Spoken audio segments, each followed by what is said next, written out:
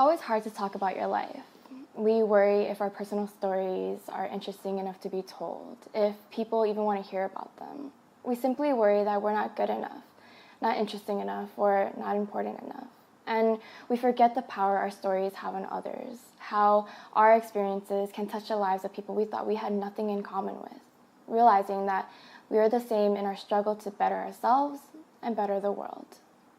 Today, I will tell you my story.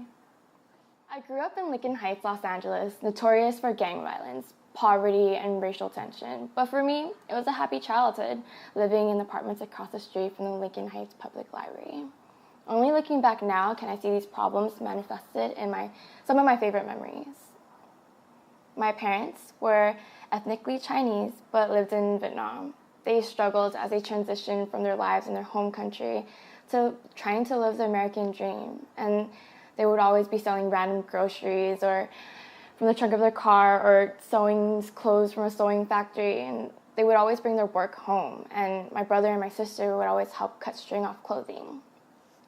My family dynamics are pretty distinct. I have an older brother that has tremendously shaped my life. He has been my inspiration and a second parent for most of my life. There was only one time where I really hated him, and that was in the 5th grade. We had to move because he was in a gang, and he was in a gang because we lived across the street from these gang members that were stealing from our family. And so we moved, and even though I hated him at the time, I realized that he's sacrificed so much for me, and so much of that has been an influence in my life. And so there's also my sister, which on the other hand was and still is the model housewife. She takes after my mom in that she understands the responsibilities of being at home, how to cook, how to clean. She deals with all that translating and all that good stuff, while I know nothing about. And although she may not be perfect, she put her priorities second to mine, driving me to volunteer opportunities, picking me up from school, making me food. My brother and sister shared those responsibilities together. And then there's me.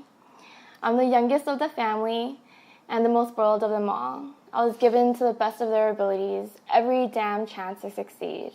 And while I may not do that well in school, I did better than my brothers and sisters. And so I was the one who was supposed to succeed. Which brings me to where I am now. I am an Asian American woman of Chinese Vietnamese descent, 1 year away from graduating, and double majoring sociology and Asian American studies with plans to attend grad school. And while my story may not be the saddest or even the hardest, it is my life and I own it.